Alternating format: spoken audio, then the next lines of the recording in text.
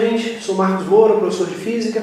Estou aqui hoje para dar uma dica para vocês, né? Falar um pouquinho aí sobre aerodinâmica, um assunto muito recorrente nas provas, cai bastante no Enem, questão certa, com certeza vai aparecer lá no final do ano aí, em muitas provas de vestibular. Tá?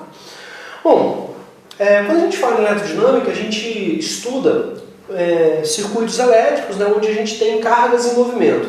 Para isso a gente tem que ter uma fonte, uma bateria. Essa bateria ela tem um polo positivo, um polo negativo, tá? Representando aí o polo positivo por esse tracinho maior, né, lá no circuito. O polo negativo, esse tracinho que está menor. O objetivo dessa fonte, no caso de uma bateria ou de uma pilha, é fornecer para o circuito corrente elétrica. Tá? Então ela me dá uma diferença de potencial, produzindo assim, na sequência, uma corrente elétrica.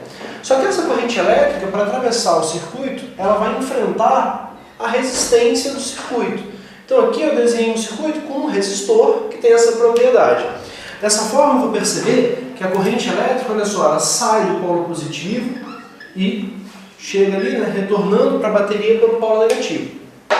É importante ressaltar que num circuito, a corrente elétrica só percorre ele se o circuito estiver fechado. Ou seja, você tem que ter o fio ligado ao polo positivo, passando lá, ó, pela resistência, e o circuito tem que voltar para a bateria, a corrente tem que voltar para a bateria. Então só funciona se o circuito estiver fechado. A gente sabe também que quanto maior a voltagem, maior a corrente elétrica que a gente consegue produzir. Mas essa corrente elétrica depende também do valor da resistência. A relação entre essas três grandezas é dada pela lei de Ohm. A gente relaciona, né, o U, que é a diferença de potencial, a DDP, a voltagem, produz a corrente elétrica, que depende do valor da resistência.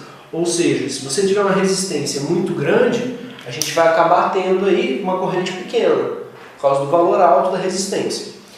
Agora, do que depende essa resistência, né? Bom, a resistência ela depende do tipo de material que a gente está trabalhando e do formato desse material. Então a gente pode pensar que, na realidade, a resistência de um determinado equipamento está associado com o formato dele. Então, como se você pudesse pensar num fio com um certo comprimento, aí a gente sabe que quanto maior o comprimento desse fio, maior vai ser a resistência, ou seja, a corrente elétrica tem uma dificuldade maior para passar por fios muito compridos. Quanto maior o comprimento, maior a resistência. Então a resistência de um equipamento é diretamente proporcional ao comprimento desse fio.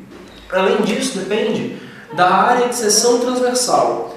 É basicamente dizer que um fio mais fino vai ter uma resistência maior do que um fio mais grosso. A corrente elétrica tem maior facilidade de passar por fios mais espessos, né, mais grossos.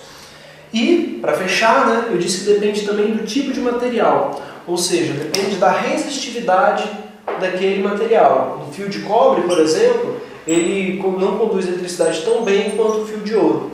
Então posso dizer para vocês, olha só, que a resistência de material depende do tipo de material, ou melhor, depende da resistividade do material. Quanto maior a resistividade, maior vai ser a resistência. Então um condutor bom, o melhor condutor é o condutor com baixa resistividade. Depende do comprimento. Então percebe o seguinte, eu estou dizendo que o comprimento é diretamente proporcional à resistência. E depende dessa área de seção transversal, da espessura do fio. Então isso aqui, ó, dá uma equação, né, que permite calcular a resistência e não só calcular. Permite também que a gente faça uma análise qualitativa da resistência, do que depende a resistência de determinado material.